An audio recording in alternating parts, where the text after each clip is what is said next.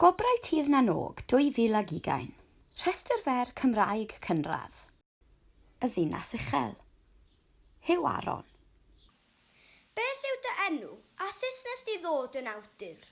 Fy enw i yw Hyw Morgan Aron. O'n i wastad wrth fy modd yn arlunio, a wneud lluniau, a wneud stories pan o'n i'n fach, ond o'n i byth yn meddwl bod e'n bosib i wneud e fel job go iawn. Felly si trio wahanol jobs ar ôl gadael ysgol. Dim byd oedd yn wir yn wneud fi'n hapus iawn i wneud e. A mewn job o'n i wir yn cysau, dyma Luned sy'n nawr yn rhoi i mi yn dweud, just tria wneud yr arlunio, just cer amdani. Felly, es i trio, a cychwyn ar y taith, a 12 mlynedd wedyn, dwi dal yn wneud. Sonia chydig am dy lyfr ar Rhestr Fer Tir na Nog.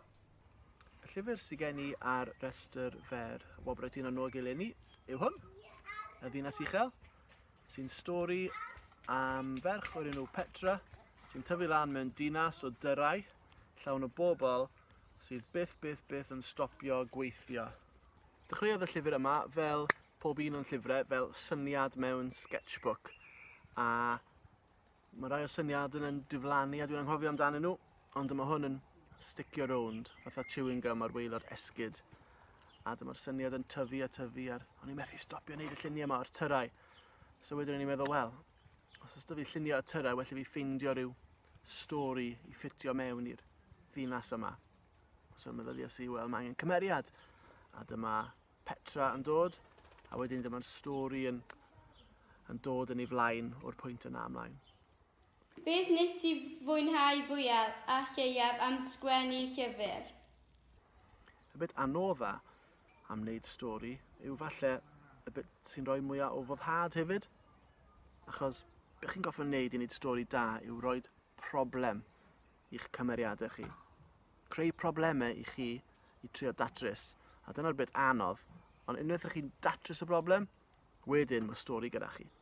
Pa mor hir oedd y broses o cyhoeddi'r llyfr o'r syniad cyntaf hyd gyrraedd y siopa llyfrau? Y broses o wneud llyfr yw troi syniad mewn i rhywbeth go iawn, rhywbeth fedrwch chi pigo lan. A mae lot o bobl gwahanol yn helpu ar hyd y ffordd. Felly dyma Rachel o cwmni atebol yn trafod y stori gyda fi a bwns y syniadau nôl ymlaen. A wedyn ni es i ati beintio'r lluniau. Defnyddiais i dyfrliw ar gyfer y llyfr yma, watercolours, achos dwi'n meddwl bod nhw'n ffres ac edrych yn hen ffasiwn rhywsut ar yr un pryd. A dwi'n hoffi hynna. Dim yn rhy digidol a slick. A wedyn dyma fe'n mynd at y dilinydd sy'n rhoi'r testyn mewn a'r lluniau mewn, dilynio'r clawr. A wedyn mae'n mynd off i'r argraffwr, a dyn ni gyd yn aros fel hyn, tan bod ni'n gallu dal yn ein dwylo. A dyna di'r teimlad gorau wastad, yw i dal dy lyfr di yn dy ddwylo. Beth oedd dy hoff lyfr yn blentyn? O'n i wastad yn darllen fel yn blentyn. Felly mae'n anodd iawn i pigo just un hoff lyfr, so mae 'da fi 2 i chi. Un o'n i ddarllen ac ail ddarllen eto ag eto oedd hwn, Red Wall, gan Brian Jakes. O'n i'n teimlo, waw, dwi wedi darllen llyfr o 400 o dylennau pan nes i darllen y cynta. O'n i'n teimlo mor bles, a mae'n llyfr ffantastig o antur a hwyl. A'r ail un sydd wedi aros gyda fi yw hwn, Chwedlau Grym, gyda lluniau gan yr anghymarol gwych Jack Jones, o hoff arlunydd. Mae'r llyfr yma'n llawn o straeon tywyll a scary a spooky, a mae'r lluniau mor dda, mae werth i bigo lan os ych chi'n gallu.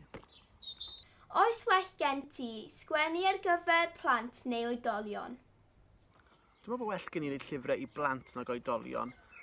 Wrth wneud llyfr i blant, mae'n dych chi fwy o ganiatad i wneud pethau sili a doniol a defnyddio lluniau. Mae rai pobl yn meddwl bod lluniau jyst ar gyfer llyfrau plant, ond sa'n cytuno gyda nhw. A dweud y gwir, mae'r llyfrau dwi'n wneud i oedolion yn llawn o luniau sili a jokes hefyd, felly falle di oedolion a plant ddim mor wahanol â hynny wedi'r cyfan. Lle fyddi di'n sgwennu fel arfer? Mae gen i stiwdio ar gyfer wneud yng ngwaith, lle mae'r holl offer celf a'r cyfrifiadur a ballu, ond a dweud y gwir, mae'r syniadau gorau wastad yn dod pan ych chi di ymlacio yn llwyr, pan ych chi ar fi'n cysgu neu yn y bath neu rhywbeth fel yna. Felly am y reswm hynny, dwi'n trio cadw notebook bach yn handi ble bynnag ydw i, jyst rhag ofn bod yw syniad yn tanio. Sgen ti gyngor i rywun sydd eisiau sgwennu stori? Llenwch eich dychymyg i fyny. Gwyliwch y ffilms dych chi'n hoffi, gwyliwch y raglenni dych chi'n caru, neu'r llyfrau neu'r awduron dych chi'n hoffi, ond hefyd darllenwch pethau gwahanol, gan awduron newydd neu ffilmiau mewn genres gwahanol. Edrychwch ar celf gan artistiaid gwahanol, pob math ystod eang o bethau. Llenwch eich pen gyda syniadau a straeon gwahanol, a wedyn fydd yr holl bethau yn chwyrlio rownd tu fewn ac yn llifo mas eto fel straeon a storis a lluniau gwych gen i chi gyda'ch stamp unigryw chi arnyn nhw.